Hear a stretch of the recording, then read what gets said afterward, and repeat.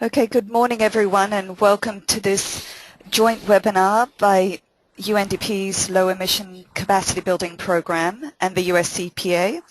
The purpose of the webinar is to talk about some of the key elements of a national greenhouse gas inventory system and to introduce you to US EPA tools that you can use.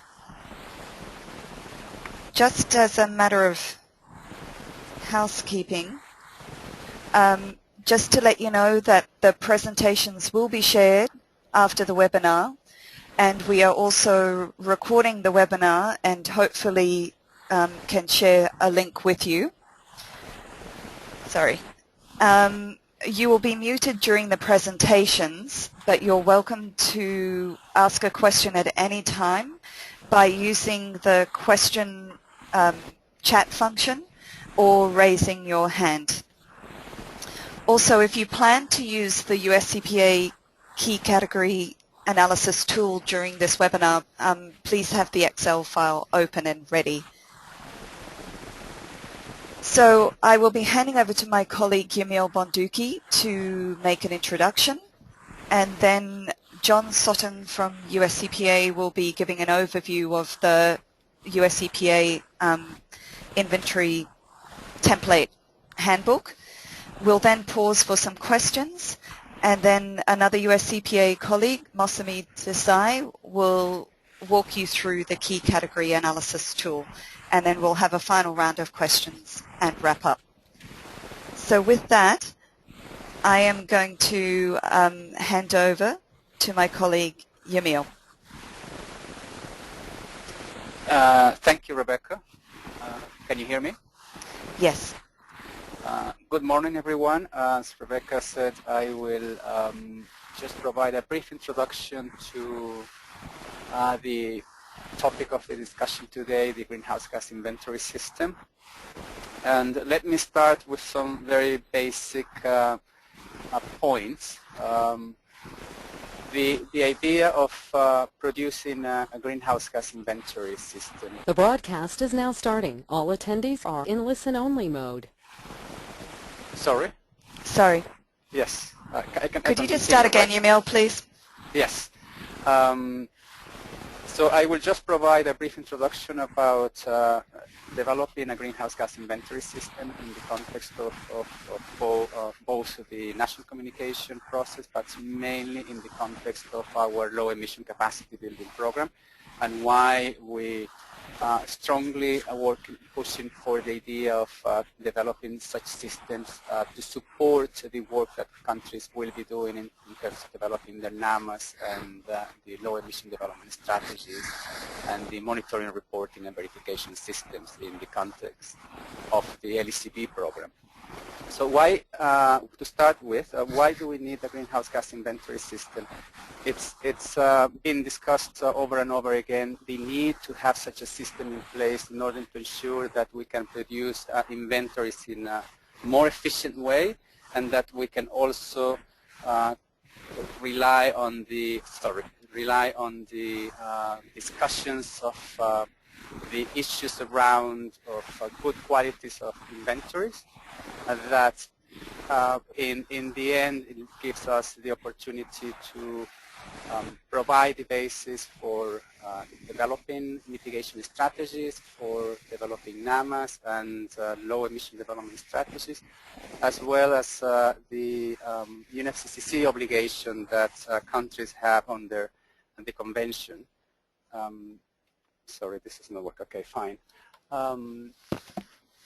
In this sense, when we talk about inventory system, we are now expanding the scope of such system not only for reporting under the convention, but also the forthcoming obligations that are the biannual update reports, which will make inventory system even much more demanding in terms of the quality of the process we put in place, of the quality of the information, in order to ensure that we are submitting inventories that meet the minimum requirements under the convention, and also inventories that assist us to produce good quality data that leads to policy decision, policy making in the country. So that's why, in short, inventory systems make more sense than ever within our work. In general, we see the inventory system around 3 elements that together comprises what ideally we should be thinking when we're developing such systems. They include the institutional arrangement, which is central to the system, what kind of institutions, what kind of coordination mechanisms are put in place to ensure that data compilation, data management, and data quality control are carried out in a coordinated manner. What procedures are established in the countries to ensure that coordination, to facilitate the compilation of the data, the quality assurance, the quality control of the data, and when needed, and in most cases this will be necessary, if the legal arrangements that will support the establishment and the continuation of such system to support inventory preparation. The legal arrangements do not necessarily involve complicated law designs at national level, but it could also be very practical regulations at sectoral levels in terms of ensuring the necessary mandate for the institutions to compile and produce this information on a regular basis and with the format that is required for the inventories and with the support that they will need in terms of human resources, financial resources that will facilitate the compilation and management of the data. When we talk about inventory systems, we would like to make a distinction between the actual preparation of inventory itself, meaning the calculation of greenhouse gas emissions in the different sectors and the production of an inventory report, which is one part of a bigger system to produce inventories on a regular basis in a more sustainable way with the quality and the procedures that ideally will be established to generate such information and provide the reporting to different stakeholders. It's not only reporting to the convention, but also reporting for different purposes within the countries, within different sectors, and especially for decision making in terms of designing of mitigation actions and monitoring the impacts of those mitigation actions in the country's efforts to address greenhouse gas emissions. So if you see the 3 main phases we have here, inventory planning, inventory preparation, and inventory management, they're not necessarily sequential steps on the inventory preparation or in the inventory system development, because when you see the elements of each of these phases, you can see that you can work in parallel through the different subcomponent or steps, if you want to call it that way, within each phase of the inventory process. In the inventory planning, we stress out the need to, before jumping into calculating emissions by using the IPCC methodology, there is a need to step back a little bit to think about how we would like to do it. What are the resources we have available? What are some of the constraints we have in terms of producing the inventories? What methodologies are available? What kind of guidance we will need to prepare to ensure that under each sector the inventory preparation is following standardized procedures and practices that will allow comparison and good practices. In the inventory preparation itself, the ultimate objective is the inventory report, but to get there are a number of key issues that we will need to to look through the preparation process, and quality assurance, quality control is one of the key elements of this process. Assessing the data that we have in place, how we can fill data gaps, and how we can develop a strategy that will help us improve the inventory results by establishing some procedures for data collection in the future, improving the quality of the information that we are generating to produce the inventories. And then the inventory management is the essential part of the inventory system, because it's like the basis to come back to the inventory preparation in such a way that you can look at how you've done it in the past, what kind of information has been used, what kind of assumptions were used in the inventories that are usually lost if they are not documented on a regular basis and transparently, to make sure that when we produce the final report to the convention or internally for any other purposes, we can always go back to the process we used to prepare such inventories. And then finally, there is an element of awareness raising that is very important, not only at the national level, it's perhaps even more important within the sectors themselves, to have the full buy-in of the different institutions that are responsible at the sectoral level to facilitate the process of inventories preparation. Just to conclude, before we go into more detailed discussions about the inventory systems, we want to highlight that the systems are a foundation for rigorous inventories. It's not just to have a bureaucratic process to record how we have done the inventories, but more than that is to make sure that in the future, when we are updating inventories now in a more regular basis every 2 years, we don't have to reinvent the wheel again. We can always have a centralized, if you want to call it that way, system which will help you understand what process were followed in the preparation of the previous inventories, what difficulties, gaps you encounter, and what strategies you have put in place to address those gaps and to improve the inventory in the future. So there is not only one way to prepare these inventory systems.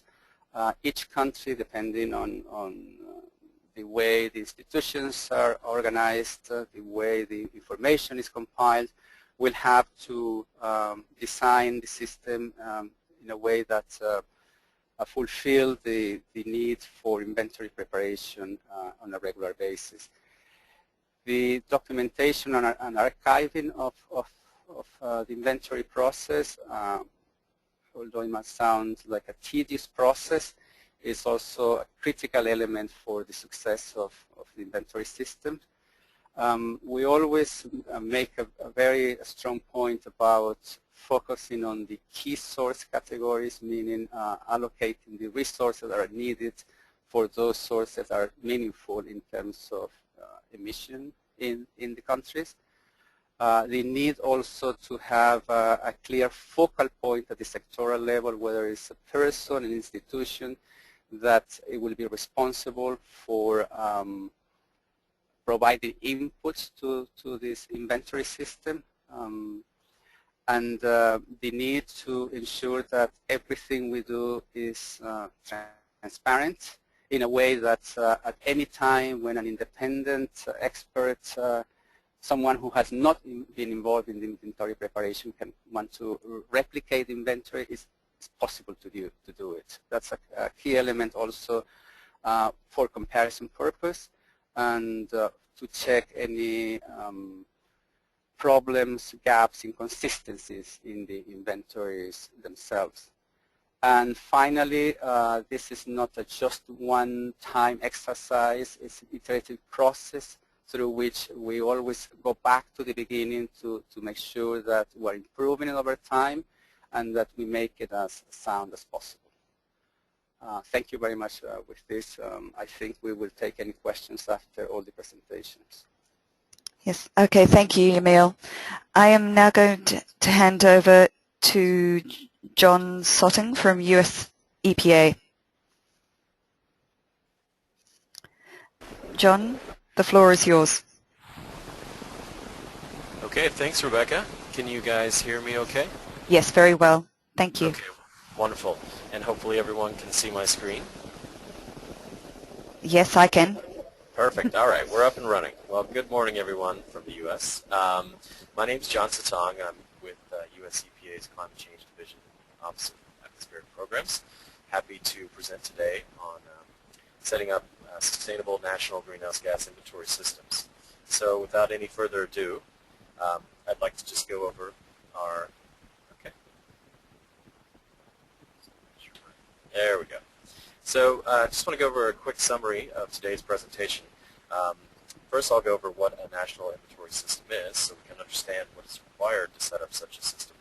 And then second, I'd like to introduce some tools that will help provide the foundation for developing your inventory system. I'll introduce you to some of the templates we put together, which you can use to document and improve your existing system for your inventory. And then third, I'd like to actually walk you through some of the 6 templates, or each of the 6 templates rather, that can help you with a component of your inventory system. I'm hoping by the end of the talk you can see that the application of the tools that we've assembled provides an easy way to identify and document your national inventory system, assess where there are existing needs, and also identify future improvements you can make to build a stronger system to your inventory. Great. So, we have to ask ourselves, so what is a national inventory system? So Emil just went over this, and just to reiterate some of the points that he made, when we talk about a national inventory system, we're referring to all of the elements necessary to compile an annual inventory, including all of those institutional and procedural arrangements. Countries obviously need a strong national system in order to produce a high-quality inventory. That means you need to set up a system that has 4 primary components. 1, you need a good central coordination agency. Obviously, things are going to run a lot more smoothly. There's a single agency in charge. Situations where multiple agencies are in charge, things either don't get done or efforts get duplicated, and it tends to get very messy. And for those of you who have been doing this for a while, you already know it's going to be messy enough to begin with.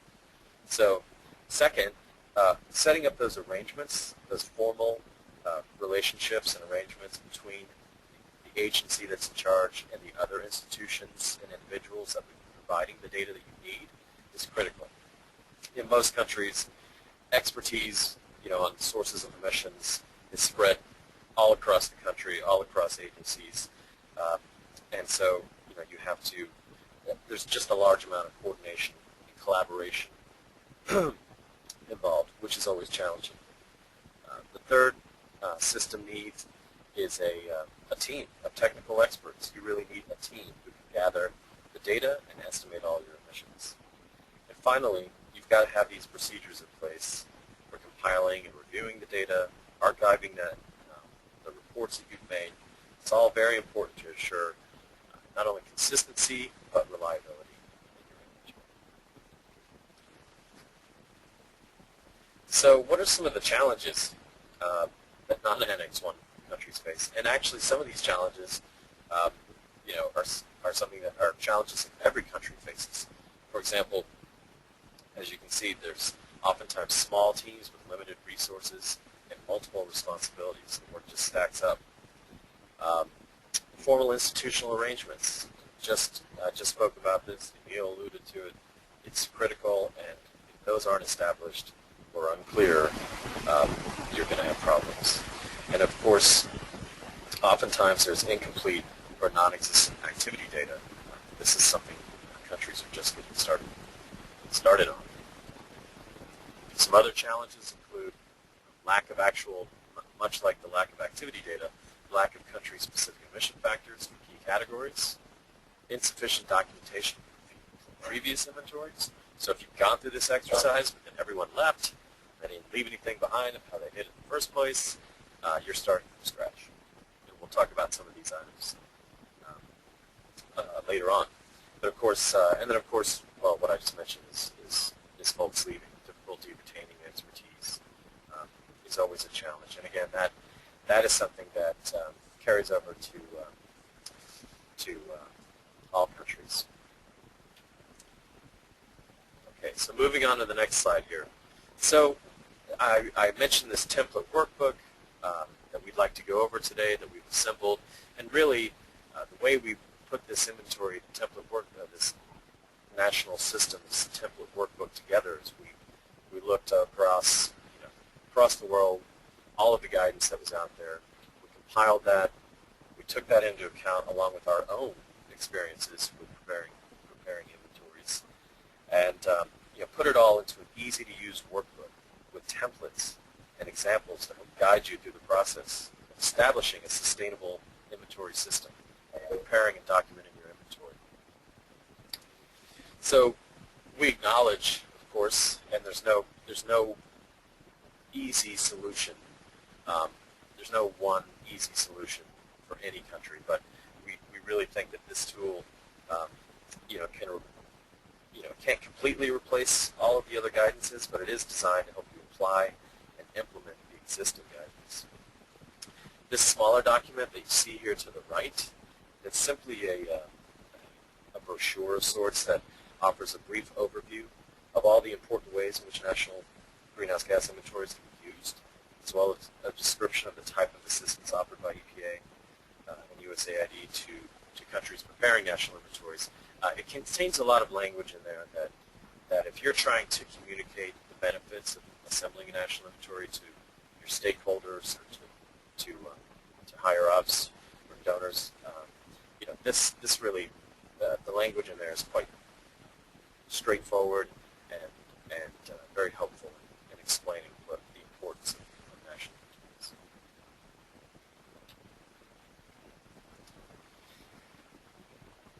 So we have here,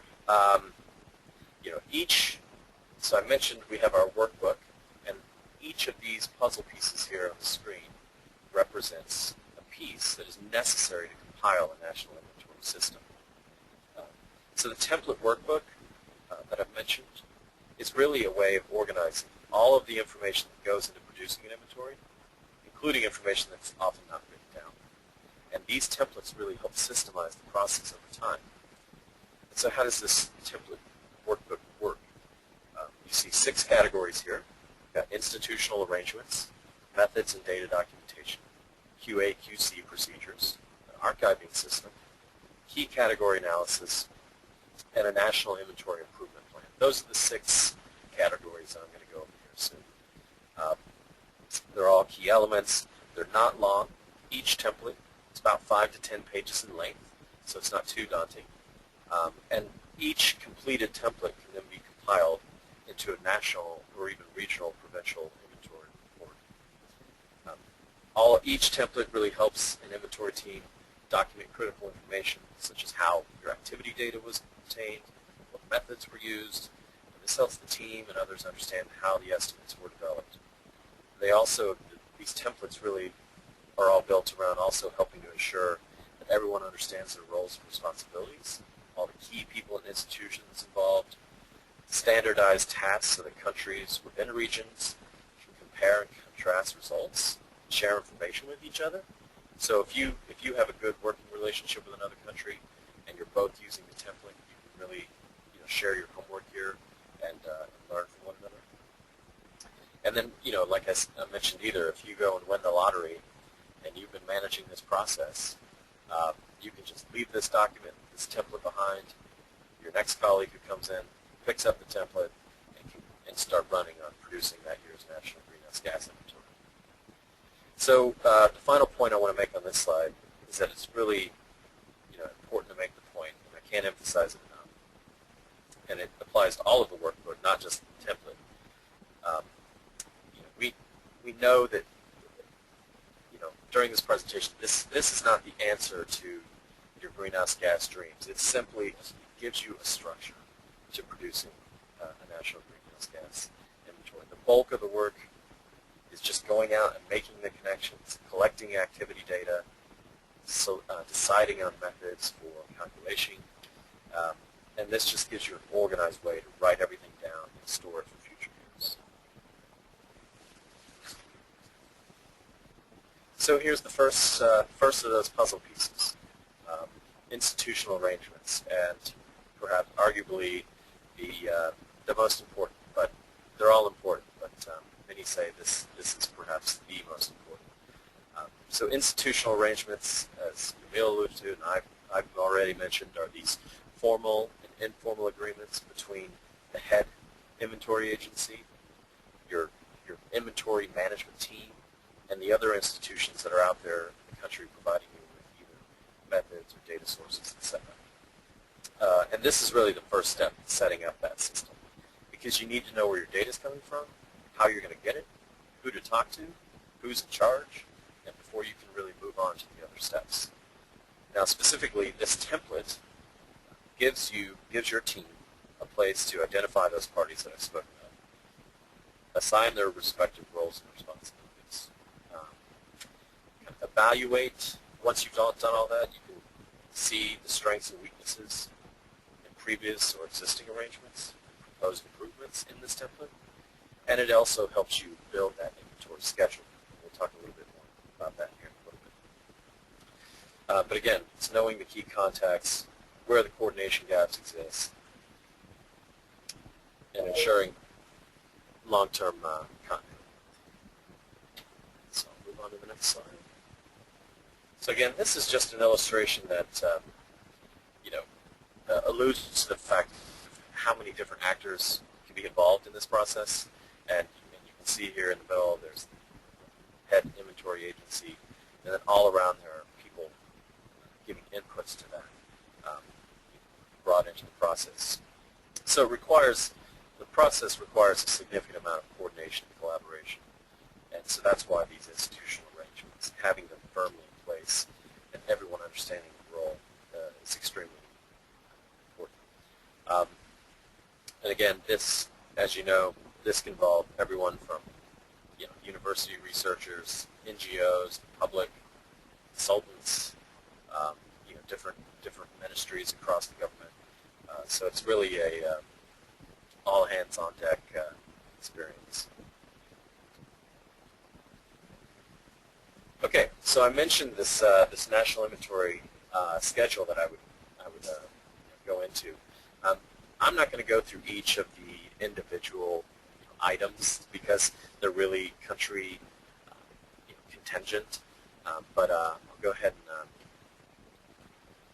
activate the animation here, just so it's up there on the screen. We have, oops, sorry.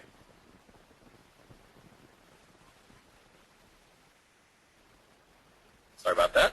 So these are all important milestones to think about, and I'm not going to go over each one, like I said, but I will start at the top there. This inventory kickoff meeting. This is a great example of institutional arrangements in action. A good idea at the beginning of the process of putting together a national inventory is to hold an inventory launch meeting. So you gather the inventory team. Everyone knows their role. You talk about everyone's roles, responsibilities. Who's responsible for generating greenhouse gas estimates for each source category. At the meeting, you'd establish a schedule, you lay out the overall process, identify all your priorities for the year.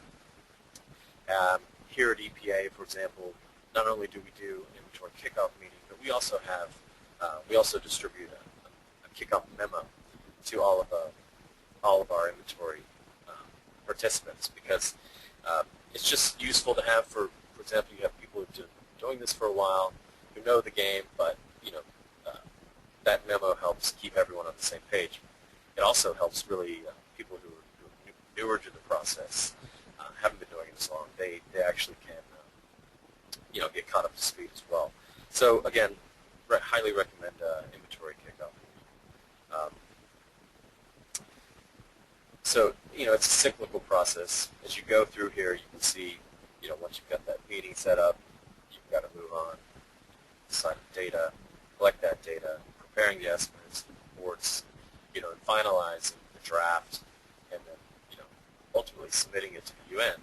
And, as you can see, again, it's cyclical, and non-Annex 1 countries will need to start preparing to do this every 2 years. I believe by December 2014, biannual update reports will be required. So, just move on to the next piece of the puzzle. So here the second template that we have is called Methods and Data. It is activity data collection. Obviously, is a basic step of any inventory development process. Goes without saying. But this particular template is really useful. Many find it maybe the most useful of the workbook. It can really help inventory teams with their source documentation in a couple different ways. It gives inventory teams a place to document what information was collected and how the data were obtained. And then you can also document what methods were used for estimating emissions and where they're from. I'll show you a quick screenshot of that here in a second. Again, this helps not only the current team, but also future inventory teams in several different ways. It's a resource. This template can be, this workbook rather, can be a resource for all of the key information that you write the inventory portion of your national communications for. It can even be used as an appendix to the actual national communication. It'll help everyone understand clearly how the estimates were developed. Again, it can facilitate this peer exchange that I referenced earlier. And most importantly, it just makes it easier to do it again. It reduces the amount of effort required by future teams and ensures future reports build from one another. And like I mentioned, here's just a quick look at what this template actually looks like for the methods. You can see here that it's simply a box. It's got some instructions at the top there, and you literally just put the equation that you use to estimate those emissions in there. And so now it's documented. You got some notes, on how and why that method was chosen. And this is something that you go through this experience once. You document your emissions down. The next time around, you've identified perhaps maybe a new method that you want to choose, and so you just add that or replace it. And it's it's just an easy way to reference what you did and what you're going to do in the future.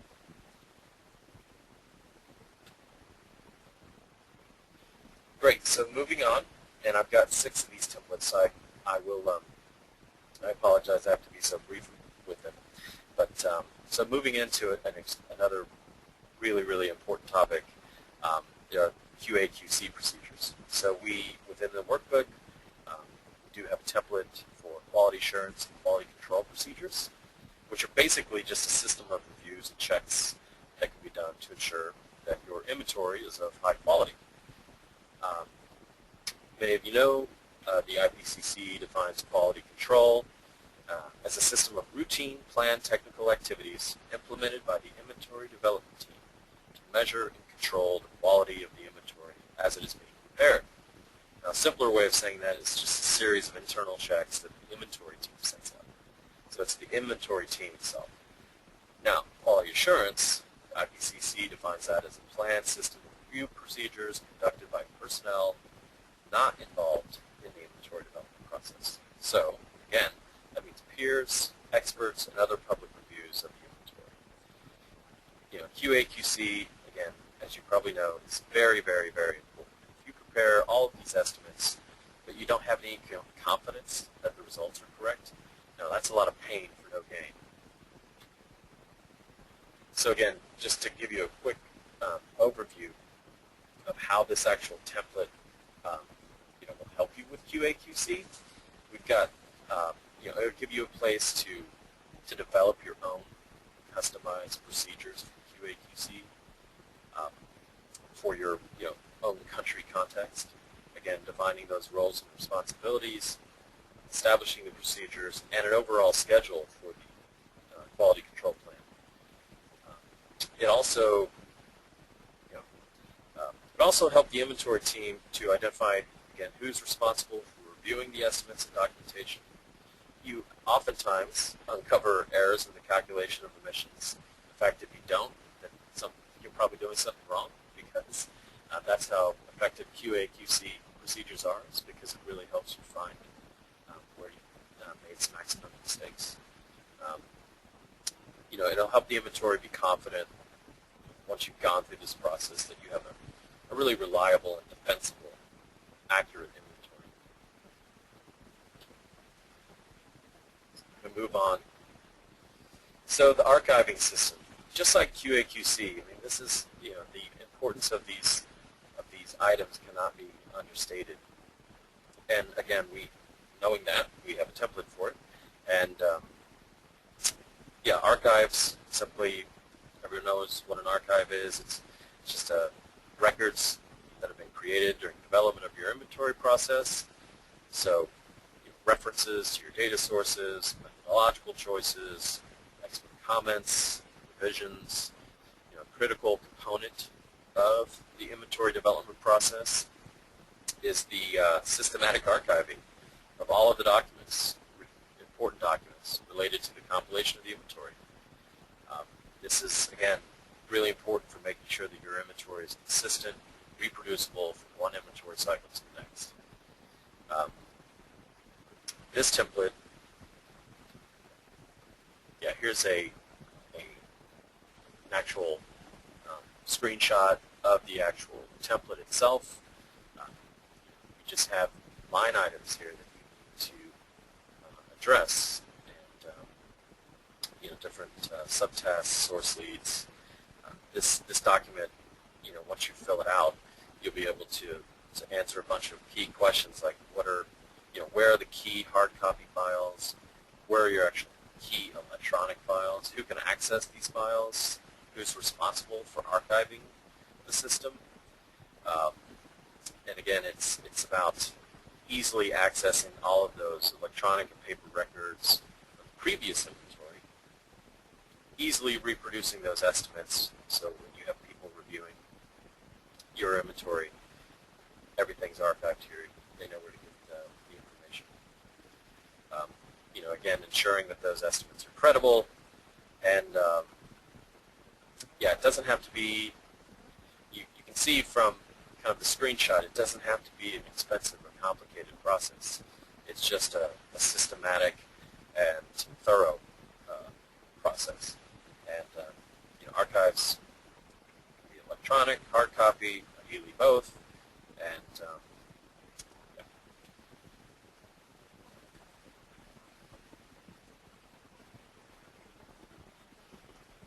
So we're getting close to we're at key category analysis, which is our fifth template. Key category is it's basically identifying the most significant contributors to national emissions. And fortunately for you, my colleague Mosmi is going to go over KCAs in greater detail here in a minute. We'll give you a live demo as well. So I'm going to actually just breeze past this template for today and go into our sixth and final template of the workbook, which is the National Inventory Improvement Plan.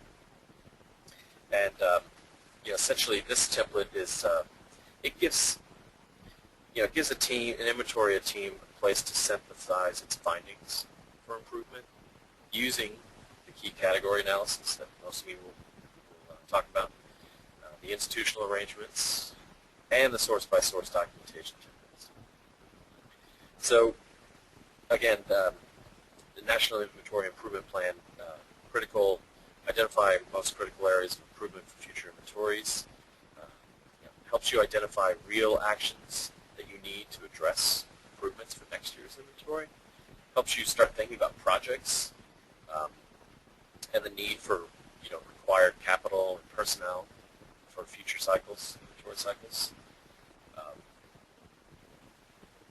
It ensures that what you're going through, again, this template will help ensure that it meets the needs of policymakers, researchers, the public, targeting your highest priority areas, so you're focusing on the right places, and also proposing projects for funding for further improvement projects for donors. So.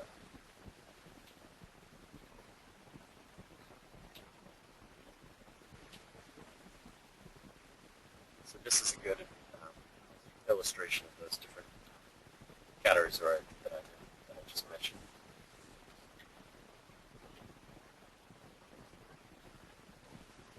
Great. So again, running out of a little time here, but moving on to okay. So yeah. So now that you have all of the different senses of what the templates to the workbook are, once you have those completed, you compile them into a national inventory systems report. Again, this covers we have this template workbook on our website. You can access it through there, and it's simply where everything is, and provides you and future inventory teams real documentation of each component of that system. And you can think of it as a gift to your future inventory coordinators, whether that's you or another person. And hopefully you and your colleagues will find this report very helpful to determine how your inventory was developed, and where key needs are, and potential improvements for the future. Oh, well, I do want to go ahead. I'm sorry, I have one more point I wanted to make. It's basically, again, I kind of mentioned this at the beginning of the presentation, but we said that while we know that this workbook is not the solution to everyone's problems, and that is true in the sense that it gives you that it's only 25% of the work. Once you go through each template, filling it out, you still have a lot of work to do on a yearly basis. Obviously, it doesn't solve that yearly organization, or it solves the yearly organization problem, but it doesn't solve the actual work that has to be done. And I think that's an important point to put out. But moving to my last slide. So just to kind of wrap up what I've tried to describe for our workbook is this inventory management template approach provides a foundation for establishing that national system. As I said, it's an organizing tool, but a lot of effort is still required. It can help address that lack of staff continuity by creating institutional memory for future teams. It creates transparency, consistency, comparability, all of those IPCC principles that need to be addressed in each inventory. And certainly it reduces future costs and effort on inventory compilation. And it's very flexible. So all of these templates are meant to be filled out by, in a country context. Each template should be filled out, but it can be filled out in your own way. And I think once you go through the templates themselves, you'll find them, once you just get started, you start filling out the actual entries to the template, you'll find them a great way of organizing not only the people you're working with, but the direction that you're going. All right, I think I'm out of time.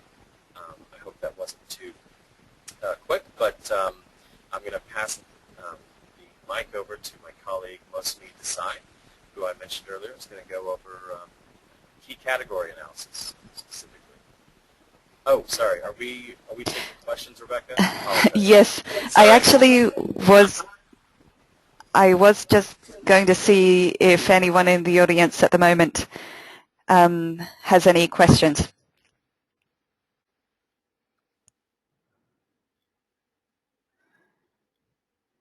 Everyone seems very quiet. Oh, wait a minute, I've got one hand raised. Just one second, Johannes, I'm going to hand over to you. You're on air. Johannes?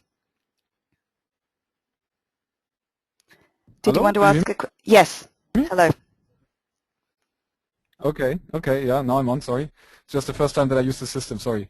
Yeah, thank you very much so far for the presentation. My name is Johannes, I'm working here from Rome with the Coalition for Rainforest Nations, and we used to use this kind of templates in the preparation for our project meets with a set of African and South American countries. So my question here would basically be how much of time effort, John, you would suggest it takes to fill out all these templates before actually completing it to the fullest manner, so to say.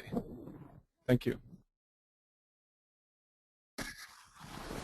Thanks, Johannes. I think Johannes, is this the same Johannes you and I spoke, or we had a call maybe a month or so ago? Have we met before? Just wanted to clarify if that's you and I.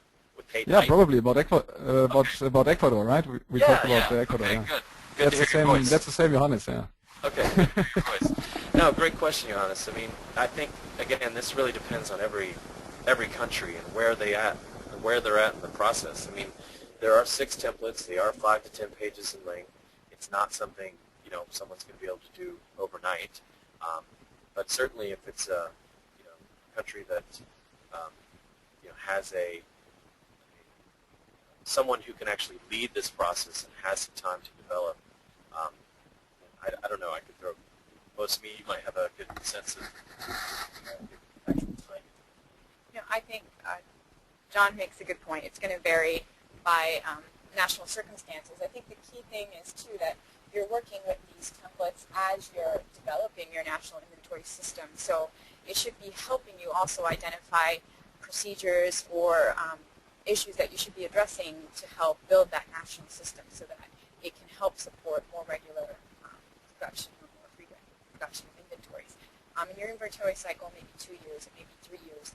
But I think the key thing is that you're completing these templates. You're not completing them all up front. You may start to look at them, prepare a draft, but then throughout the process, you're going to be updating it.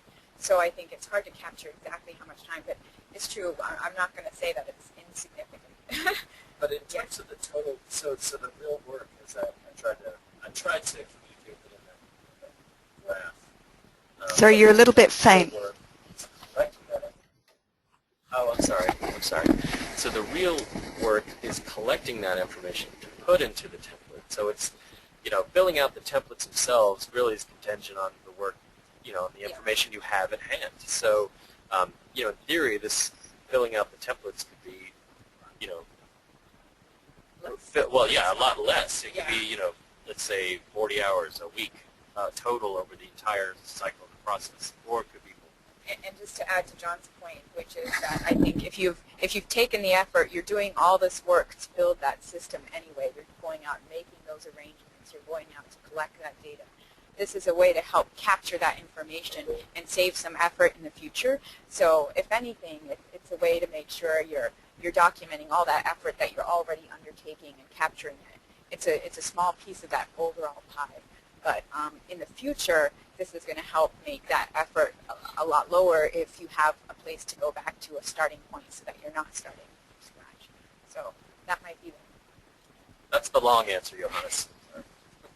Thank you. Now, I know that Martha from Uganda had her hand raised, but now she's put it down again. So I'm not sure if she had her question answered. But I guess one question that we would have for some of the participants is we were interested in perhaps what are the most important challenges that you see in your country in developing a greenhouse gas national inventory system. I was wondering if anyone would be interested to respond.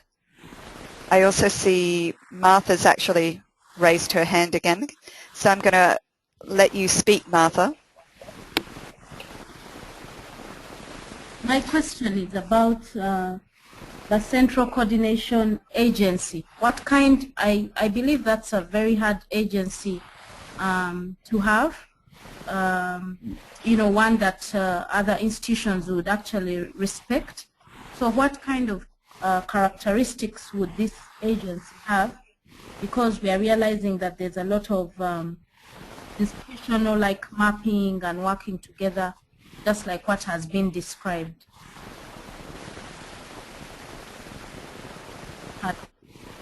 Hello? Yes. Would anyone like to respond to that from the panel?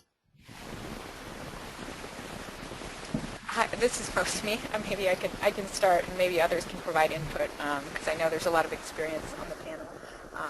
No, it's a hard issue. I think you raise an important point that convening this process is certainly, there's a lot of effort and involves making sure there's the proper mandates and the authority. And I think one thing to keep in mind is that you can improve with each cycle. I think the key is to start the effort.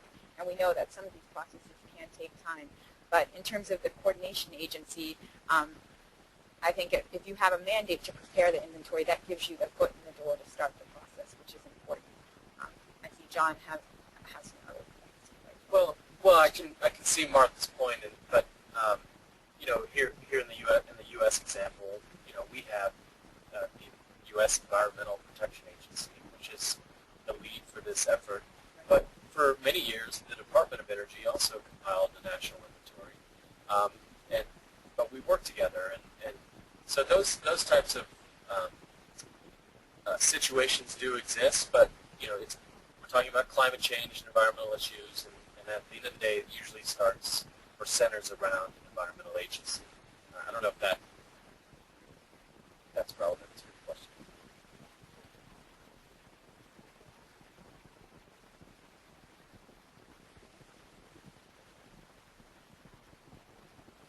Hello?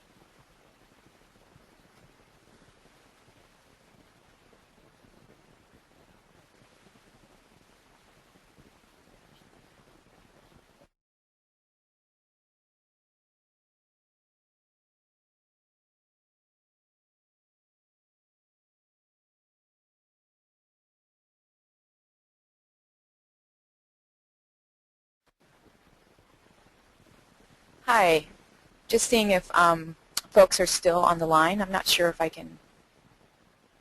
still hear others or not. This is most me.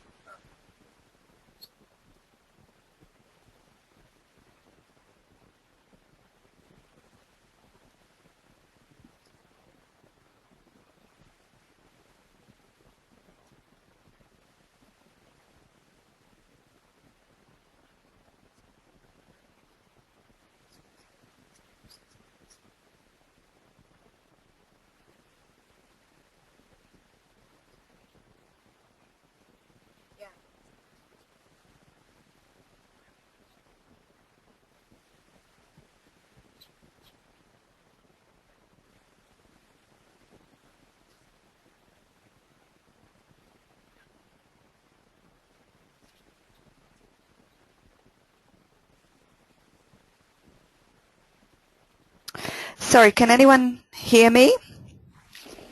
Yeah, we can hear you now. This is most of me and John. Okay. Yamil?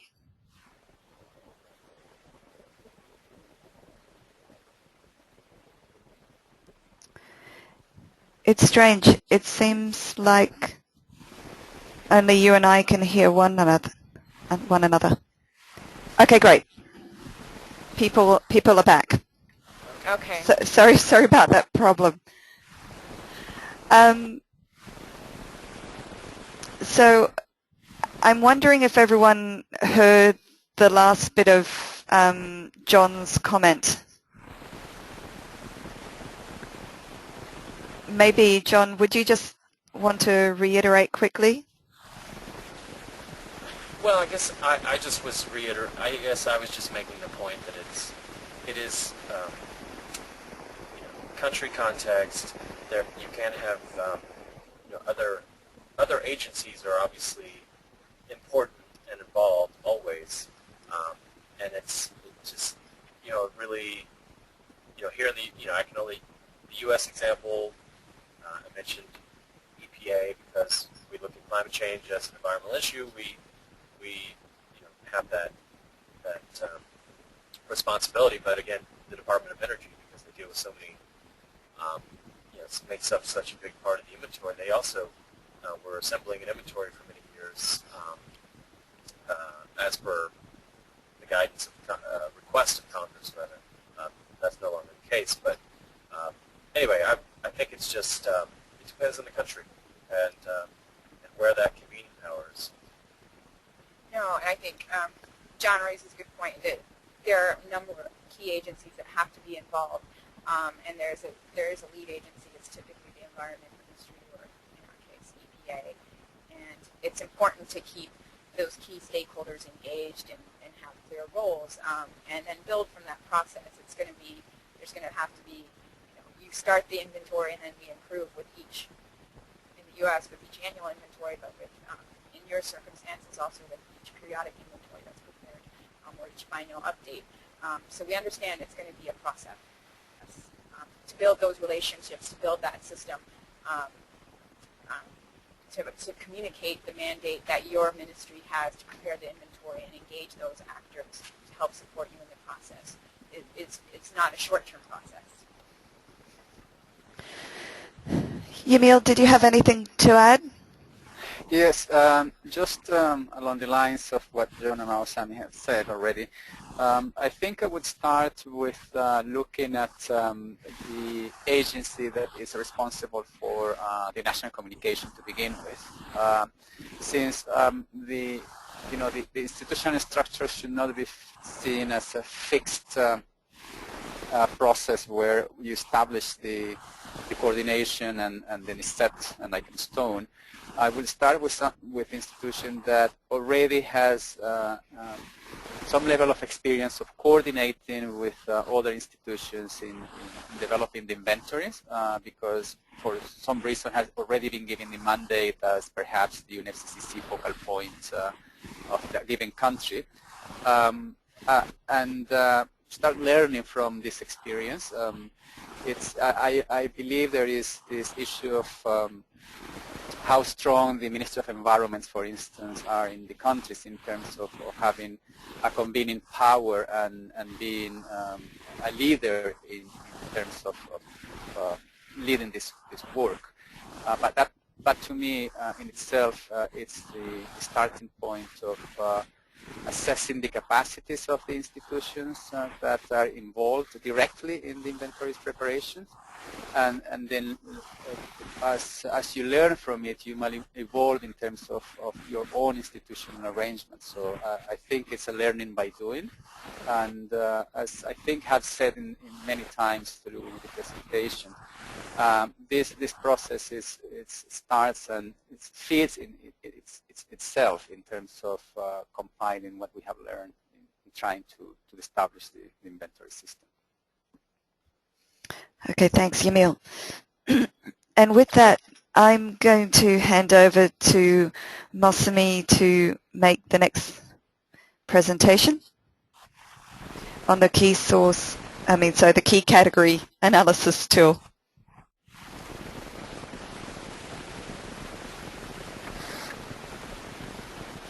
Hi, good evening, everybody. This is Mosmi Desai again. I'm also with the Climate Change Division at EPA and work on the U.S. greenhouse gas inventory, and also assist with some more capacity building efforts on greenhouse gas inventories. And we're excited to be part of this pilot. And I'm just going to... Sorry, Masami, can you just speak up a little bit, please? Yeah, I'm going to adjust, bring the mic closer. Is this better? Can you hear me now? Yes, much better. Thank you. Okay. So John's just reviewed the 6 national inventory system templates and the important components of a national inventory system. And in this presentation, I'm going to focus on the concept and approaches for conducting a key category analysis, and also do a demo of a tool that can help you conduct a key category analysis and simplify some of that effort. So I think first, I just wanted to review, John touched on this briefly in his presentation, but what's the purpose of a key category analysis? The concept of key category analysis was created by the IPCC as a way to help countries prioritize their resources to manage inventory uncertainty and improve the quality of their greenhouse gas inventory. So it was first introduced in the publication of the Good Practice Guidance by IPCC in 2000, and then again it was carried over in the 2006 guidelines. So the key category analysis provides a systematic and objective way for compilers to manage inventory uncertainty. I think we all know that inventory uncertainty is a function of the data and methods we apply, and it's typically lower when we're estimating emissions using more rigorous methods or higher tier methods. The higher tier methods, though, often have greater data needs and require more effort to prepare estimates. So while it's ideal to use higher tier methods whenever possible, it's not always feasible given the available resources. So once you've identified key categories, you can more easily manage your efforts on improving the inventory and hence reducing overall inventory uncertainty. So once you've identified key categories, you can target your improvements to specific actions for those key categories. And there's some examples on the flow chart, but you can see how this helps you plan the improvements for your inventory process. And the good news is that if you've prepared an inventory, you can carry out a key category analysis. So just to take a step back also and just review, John mentioned this as well. So how does IPCC define a key category? I've shown the definition here. Key categories are those categories, both sources and sinks, that can have a significant influence on sources, on the emissions level in your country. And they can also be sources or sinks that have a large influence on the trend of emissions over time. So you probably have a good idea of what some of those sources and sinks are based on your knowledge and past inventories. CO2 from stationary combustion is a significant source. But there are other categories that are often not quite as prominent that might still be important contributors to your total emissions. So methane from enteric fermentation or nitrous oxide from agricultural soils are examples of those categories. Land converted to cropland. So the key category analysis enables you and your colleagues to systematically identify these important categories for focus. And key category identification is the foundation for methodological choice. So it's a key part of the planning process and inventory development process. The guidelines have outlined both quantitative and qualitative approaches to identify key categories. And which approach is appropriate depends on what information you have available. But it's good practice to consider both approaches in your analysis. So in the guidelines, there's a decision tree to help you identify which approaches you can apply depending on the information you have. I've just put an example of the decision tree from the 2006 guidelines here. So again, if you have more than one inventory, if you do have uncertainty estimates, then you'll fall into this first box and you'll be able to complete approach 1 and approach 2. I'm going to describe these approaches in a bit. Again, if you only have one inventory and you don't have uncertainty estimates, you'll be falling into this box right here. And you can see one thing that's common across wherever you land on this decision tree is that you should consider the qualitative criteria. So I just wanted to flag that as well. So let's start with reviewing first the quantitative approaches to identifying key categories. And there are two types of quantitative approaches. The most common quantitative approach for key categories is a level assessment. And this is because most countries have one inventory.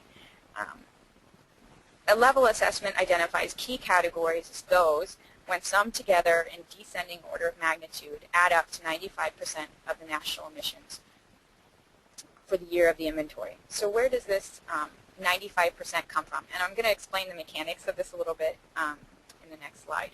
But this threshold of 95% is something in the guidelines that's based on the evaluation of several inventories. And they've selected 95% because the analysis of those inventories demonstrated that you can capture 90% of the inventory uncertainty by 95% of emissions. So that sort of balances that uncertainty and uncertainty management. It helps sort of applying like the 80-20 rule to some degree.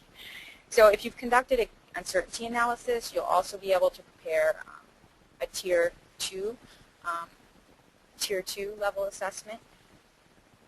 And when you're considering a Tier 2 level assessment, you actually add up the contribution of emissions to 90% rather than 95%.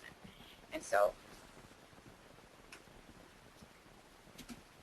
I'm not going to go in detail through the formulas or methods provided by the guidelines for preparing a level assessment. As I said, I want to spend time sort of explaining the logic and the mechanics behind a key category analysis given the time we have. But I do recommend that after this webinar, if you're interested, you can refer back to the guidelines and take a closer look at the formulas. So I'm just going to simplify and summarize the concepts behind those equations for completing a level assessment. And hopefully you can see, as I mentioned, it's a fairly logical approach to identifying key categories. So the first step is to gather your inventory results and list all your inventory categories. And the guidelines also provide recommendations for how to combine this. So I've put up a simple inventory. Emission category 1 could be CO2 emissions from stationary combustion, fossil fuel combustion. It could be road transport as your second category. So you've collated your results. That's step 1. So step 2 is to then sort these categories in descending order by their contribution to total emissions. So we've calculated for each emission category the % contribution that they have to emissions, and then we've ranked them in descending order, as you can see. So the highest, the source contributing the most is listed first, and those contributing less are then listed again in descending order. So hopefully that's clear.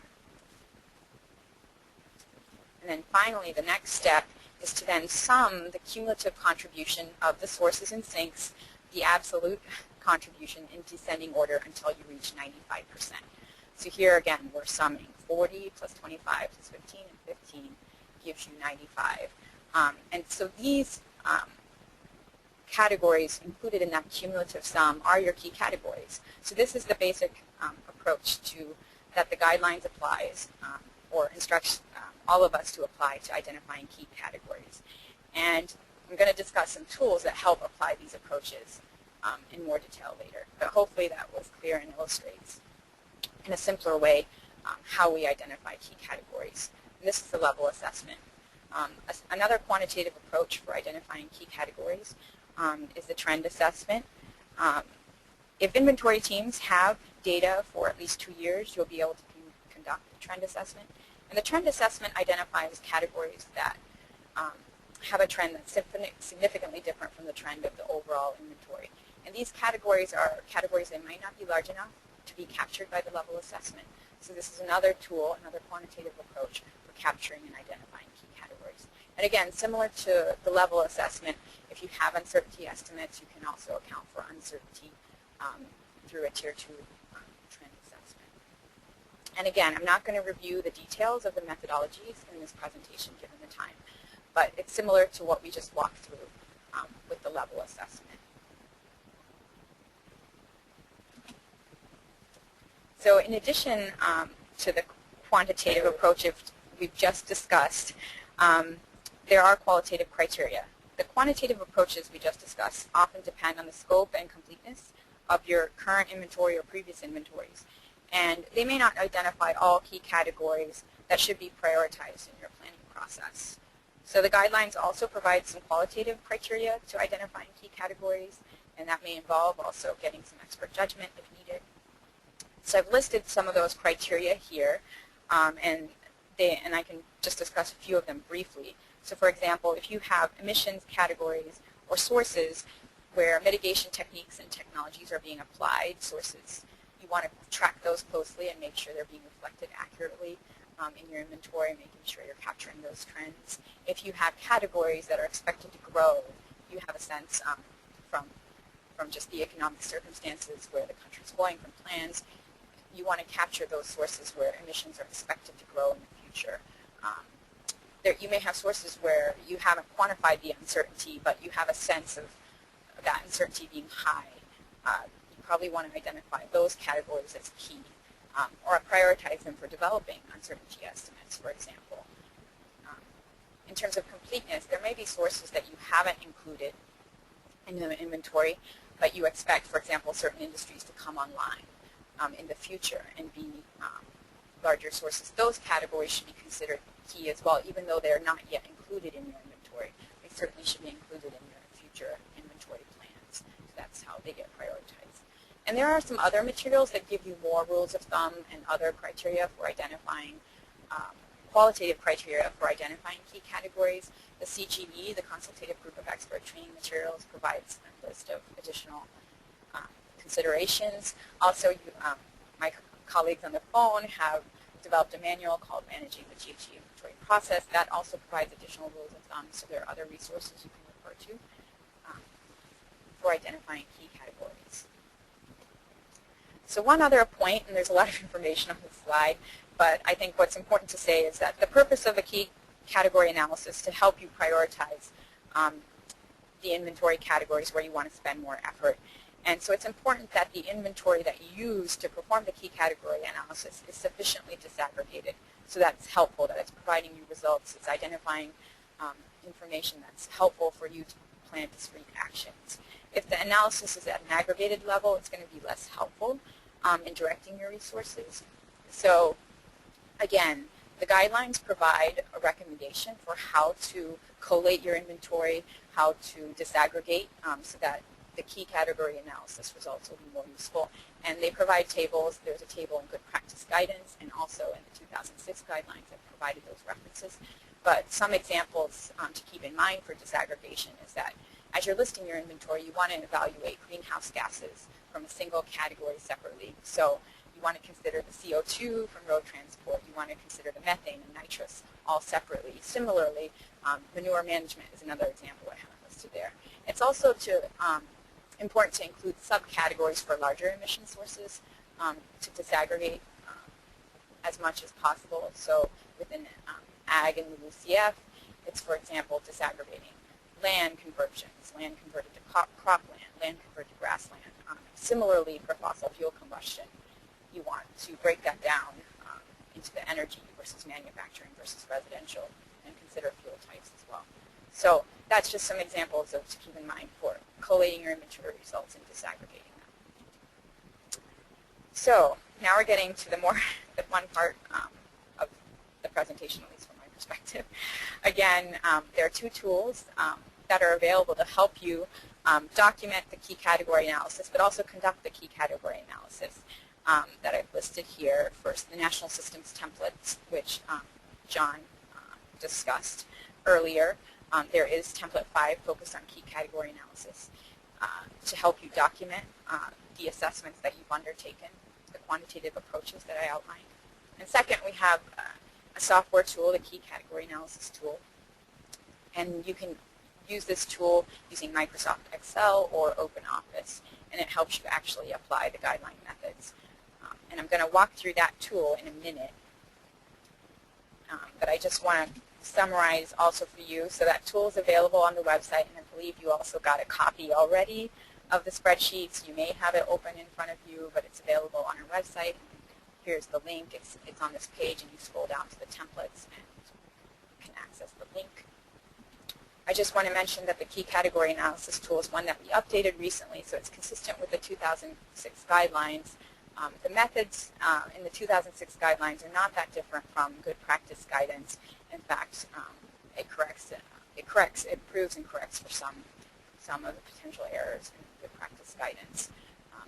The software is capable of all the quantitative approaches I just outlined. So the Tier 1 level and trend analysis, Tier 2 level and trend analysis. So if you have uncertainty estimates, you can still use this software tool. And it generates a summary table that you can then insert in the template. So I've listed some materials that you can go back to review before you open the spreadsheet. But the most important step, I think, is pulling together your inventory results in order to apply this tool. And that's the sort of last step. And it's helpful if you can collate those results as recommended by the IPCC per those two tables I mentioned earlier. So this is the sample inventory that I'm using in the demo and that you'll see. So you can refer back to this presentation later if you want to test run the tool again later. So if you have your information, you're welcome to use that along with me. but you can also follow along and try to replicate what I've done using this summary table as well. So with that, I'm going to take a break and just open the software and run through the demo. So if you'll just bear with me for a second.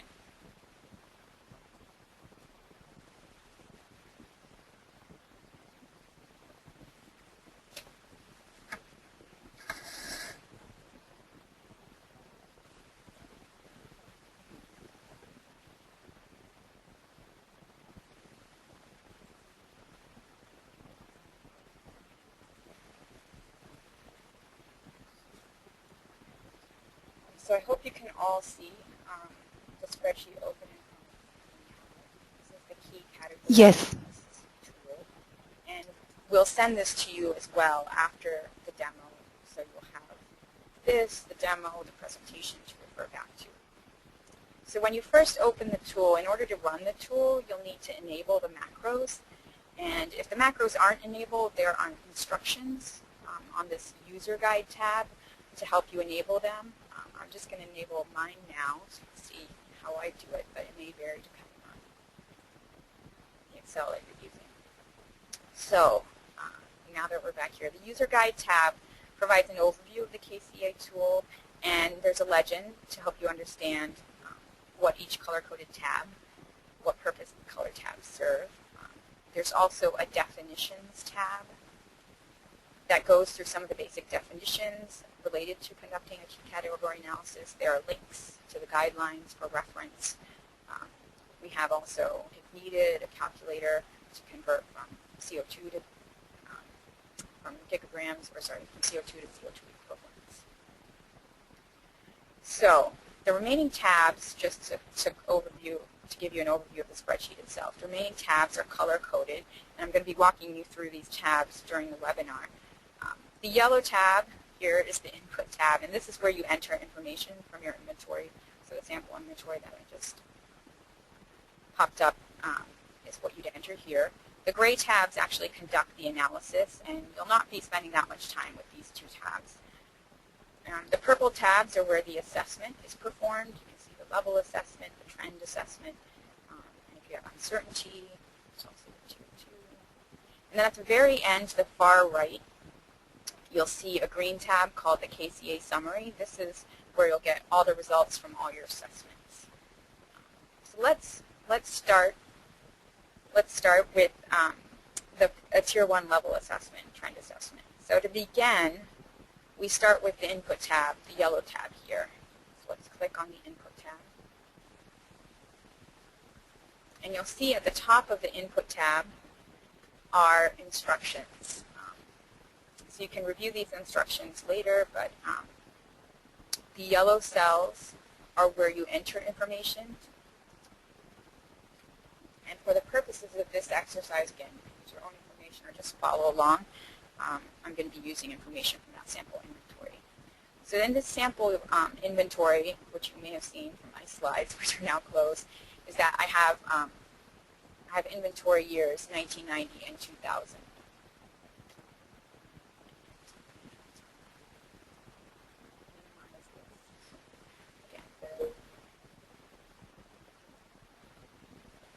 So to start, I'm going to enter the base year as 1990. Excuse me, Masumi, is it possible to just increase the size a little bit? Sure, yeah. Let's try.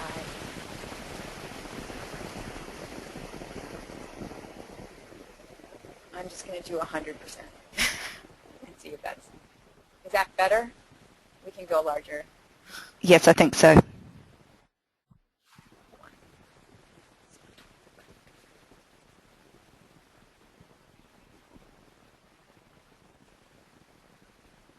Sorry. So I'm just going to move this over. So I'm entering the base year as 1990 based on my sample year, and 2000 as the current year. So I've entered that into the yellow cells. Next, you need to select the units for the emissions data. So if all your emissions information is in gigograms, you would select this radio button. If you have converted, if your inventory results are already converted and consistent in CO2 equivalents, you would click this radio button. My inventory, my sample inventory is in gigagrams, so I'm going to keep it on this cell here. So let's then go back to start entering our information. Scroll down. As I mentioned earlier, the yellow cells are where you enter information. So let's scroll over to those cells highlighted. So column G is where you enter the current year estimates. Column F is where you enter the estimates for the base year if you have them. So let's look across. We're starting with the energy sector. So you'd start entering your information here in column G, the cell. And you may need to take matchup categories in column B, which is where the title for the categories are listed, and the category code according to guidelines is provided in column B. You may need to match up column B and C categories with your inventory, and you may need to make some judgment calls depending on how you have collated the results or how you prepared your inventory. For example, in this inventory, energy industries is not broken out by fuel type, so we're going to have to make an assumption. We know, or I know for my sample inventory, that the country uses 50% coal and 50% natural gas. So I would, when entering those emissions for energy industries, I'm going to enter 50% for energy industries solid fuel, and I may need to zoom out a little bit. And I'm just going to pause for a moment because I'm seeing this panelist bar, and it's blocking my view. So, sorry. So I'd enter 50% of the emissions from my current inventory for solid fuel, and then 50% for fuel combustion for gaseous fuel. And so I'd enter that information in those two rows. And then in the yellow cells for these 2 years. And then for, if I had miscellaneous categories or other categories that are country specific, within any sector, we've included a batch of yellow cells here so that you can include the specific category title, but you can add those and incorporate those in your key category analysis as well. So for the purposes of this demonstration, I'm going to use a pre-populated file that I'm going to open up so that you can see how I've entered the information in this tab. So you can see how I've split the emissions from my inventory as I described, and I'm going to increase the resolution a little bit so you can see. So again, I've entered column information into columns G and F as I just described. And for this spreadsheet tool, if there are categories that are not applicable, you just enter NA. So once you've entered this information into the Input tab for the inventory, you can perform the level assessment for each year. So let's go first to the purple tab, Tier 1 base level, year level, and click the tab. The key tab on this spreadsheet is Sort Key Categories. So click the gray button here, located near column C and D, gray button. Let's also go to complete the level assessment. Let's go to Tier 1 current level, also located up here. We click the gray button, Sort Key Categories, and you'll see that the key categories are highlighted in green, and the largest contributors are at the top. So you can see the cumulative percentage that I had shown earlier. It's being added up. We're getting to about 95. You can see this is one category, so it makes sense to go ahead and include it as key as well.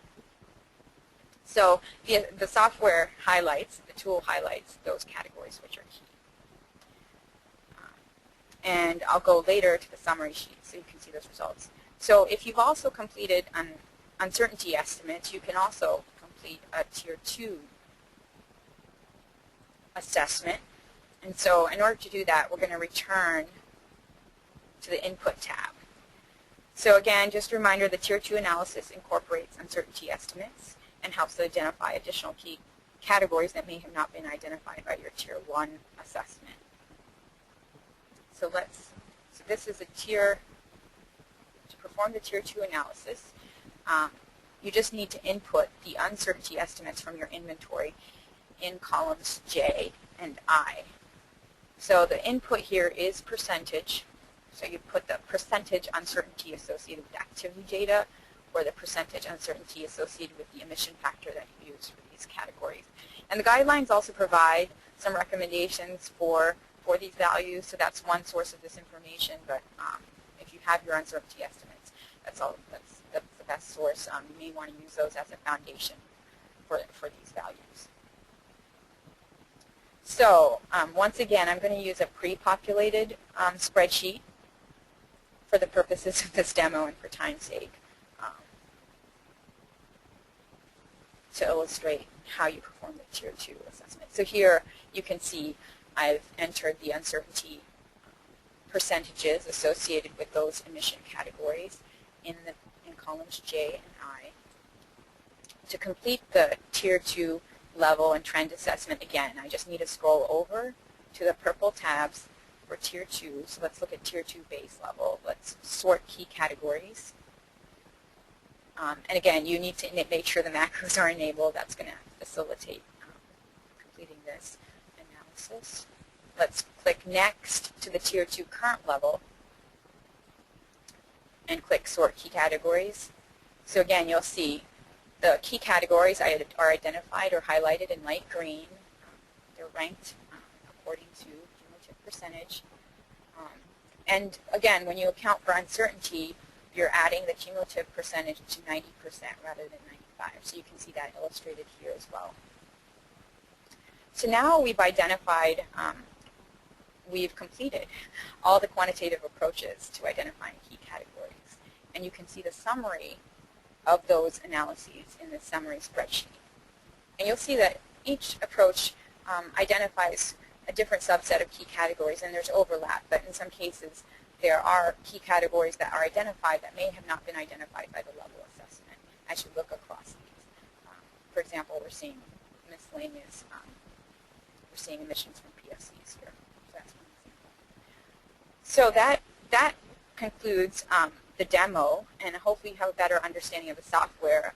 You can see that the major effort with the software is just entering your inventory results here in this spreadsheet. And if you have uncertainty, entering that as well.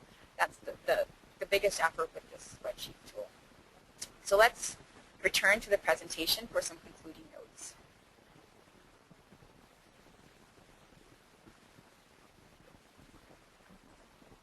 So once you've completed the key category analysis, your quantitative assessment, and also hopefully your qualitative assessment, you can document your results and report those results using the key category template.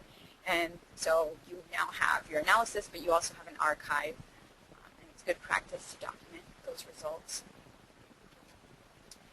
And hopefully you've seen through the presentation, we now better understand the concept of key category analysis. We see how the tool and template can help us identify the key categories, rank those sources, and document them. But they help the inventory team also perform this task and also help with future planning. You basically, by identifying the key categories, you can focus your resources as you move forward. So I hope you found this webinar useful. I hope you found the demo useful. And we'll open it up to questions from the audience. Thank you, Masami. While we're just waiting for questions, I have one for you regarding the difference in your findings between the level assessment and the trend assessment. Does that mean that you pick one assessment or the other for your key source, for the key sources that you will focus upon, or do you add any new ones that show up in the trend assessment into your list that you have already from the level assessment? No, that's a good question. That's a good question. You should identify, so categories that are identified in both should definitely be key categories. And those identified by your trend analysis should also be added to the list. And in addition, the qualitative criteria. So your analysis should include the findings from all assessments. And obviously, though, you'll have to revisit that based on priorities where you want to, you might be able to tackle that list with this next inventory, most of the list, but it might be that you'll have to carry some things over into future years. But it's good to continually reassess this because every year as you improve the access the estimates to update your key category analysis. Okay, thank you. Yamil, you had a comment regarding the global warming potentials? Oh, yes. Thank you, Rebecca. No, Simon, I wanted to ask you, when you show that you could select, you have a choice of selecting your emission results, either gigagrams or CO2 equivalent. Yeah. Does the software actually does the calculation for you, convert it into? Right. Does it do that? Yes, so that's a good clarification. It does do the conversions for you. So the version, and this was a slight update that I made recently based on also preparing for this, that I think it's much easier for us to do that for you, and it saves you all time. So, but if for some reason you're doing this, you want to take all those steps, convert the estimates, and make sure you're walk through that process yourself, you can do that, and this little calculator and the definitions can assist. But you don't need to. Okay. You don't need to. Oh, that's very useful. Thank you. Okay. Does anyone from the audience have any other questions about this tool or the analysis?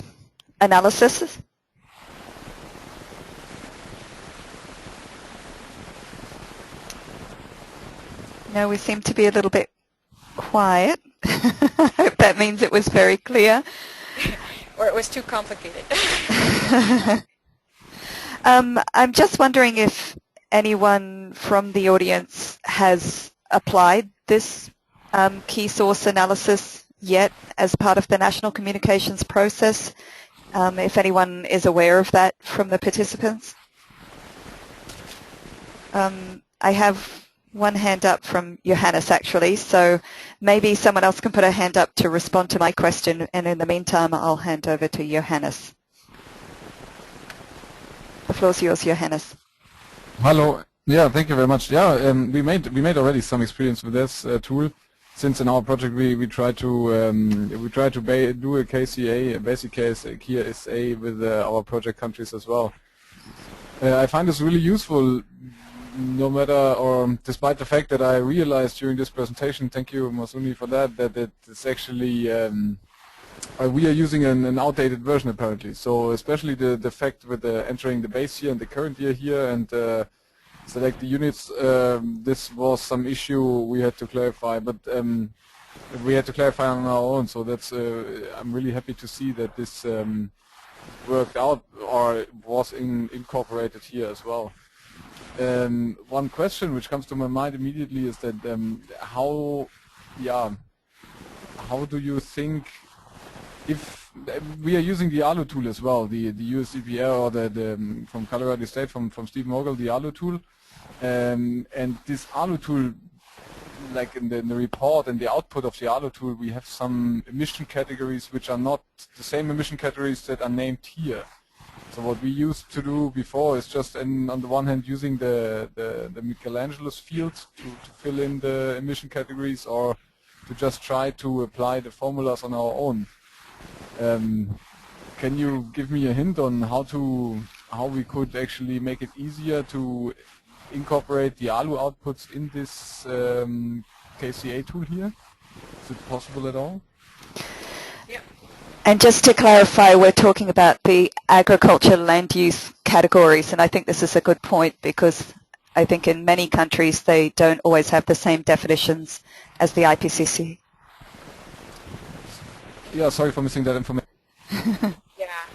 I think what we could do, maybe because I'm not necessarily, I work on the greenhouse gas inventory and I'm an industry expert. I've learned a lot about agriculture and LULUCF through the work we've done. But what you highlighted, I think, is a good point. Maybe we can take a stab at providing some recommendations to do that crosswalk. So taking the outputs from ALU and this list and doing that crosswalk and then sharing it with the participants in the webinar, I don't think that would take too much effort. On our part, I don't know also if you've taken some steps to also try to map that. Maybe we can put that list together and then share it with this group and then others. And it's maybe something we have to post. I haven't, to be honest, this is, I haven't heard that necessarily from others, but I'm sure if they're using this, they're experiencing the same issue. So I'd be happy to facilitate that if we can do that. And if others in applying this spreadsheet tool have recommendations for improving it, just these small improvements that you noted that were helpful, if you have ideas for other things that we can do to make the spreadsheet tool more functional or even simplify it further, that's useful to know, and we get good feedback to get from the participants. Okay. Are there any questions from anyone else in the audience? Or comments from the panel? I guess I was just wondering, maybe from the experience of either EPA or Johannes, the countries you've been supporting, or Yamil, what you've seen with the national communications. Is there, what would be the biggest challenge in applying this tool? Is it the fact that some countries don't have the data disaggregated sufficiently? I'm thinking that in a number of African countries, the land use change and forestry sector is probably a big contributor to the sources of emissions.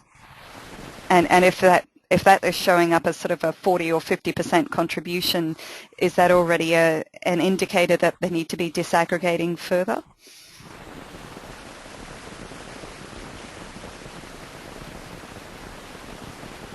Did that make sense?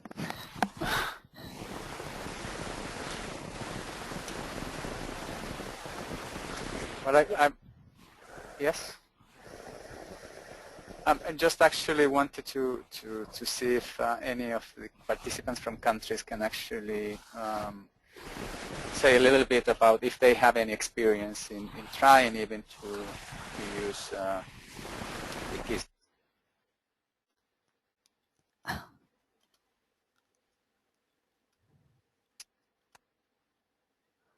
Sorry, Yamil, could you just repeat your question? No, that was my fault.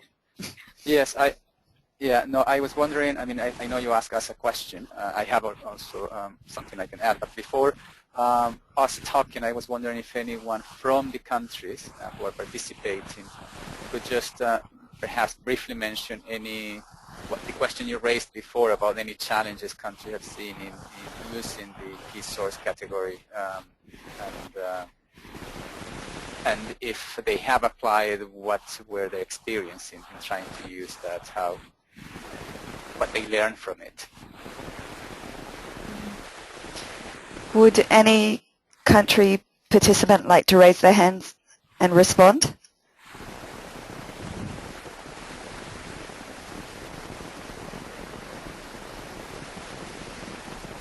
No. Sorry, Yamil.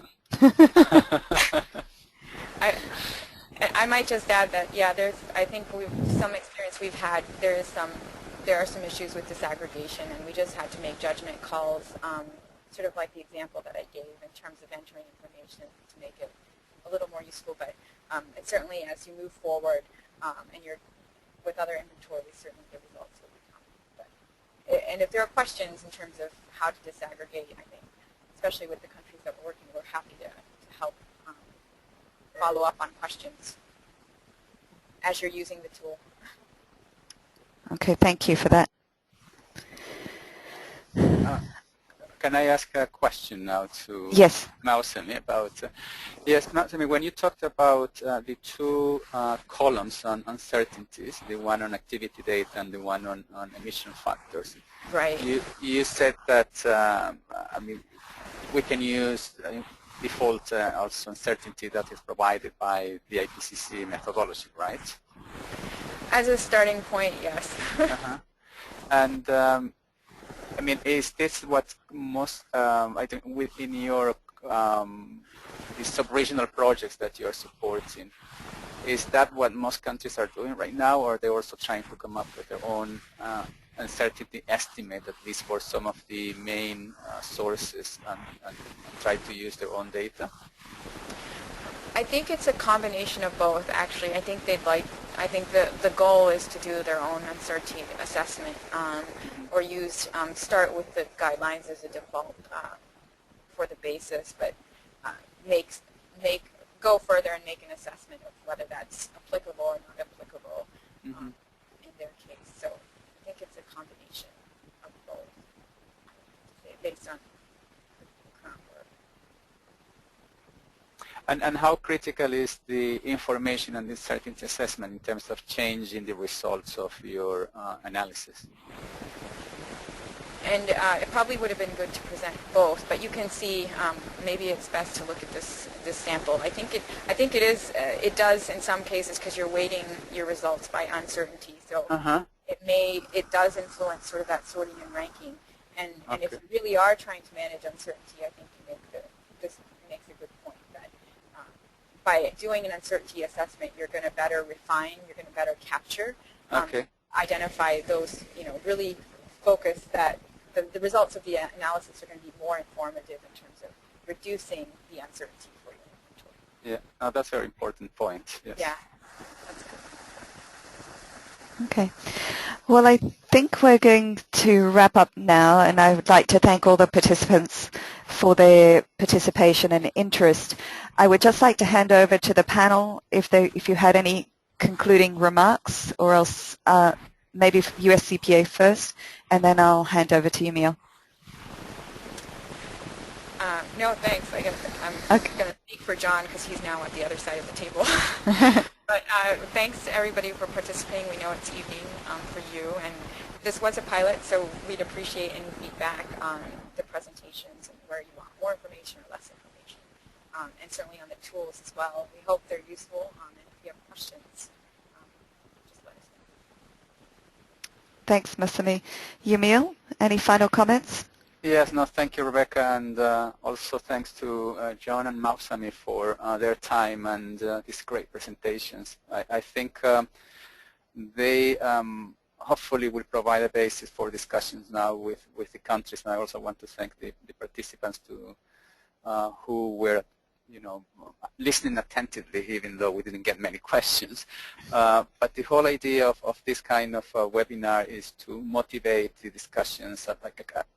Take advantage of this kind of tool to have targeted discussion on specific issues to help countries move their, especially the low emission capacity building project. But we're looking at it especially in the area of greenhouse gas inventory in combination with the national communication, because both projects can actually complement each other quite well, especially in the GHG inventory. And we would like to really highlight the importance of starting by looking very seriously about inventory systems in the countries. Even if we start with the very basic process, we have to start at some point. And I think the combination of both projects, the national communication and the LECB projects, in terms of resources that are being provided, teams that are being put in place, and support from both sides, from the national communication and the LECB, through this kind of discussions and forum, we have a great opportunity to start the work of the inventory systems. Thank you. Okay, thank you, everyone.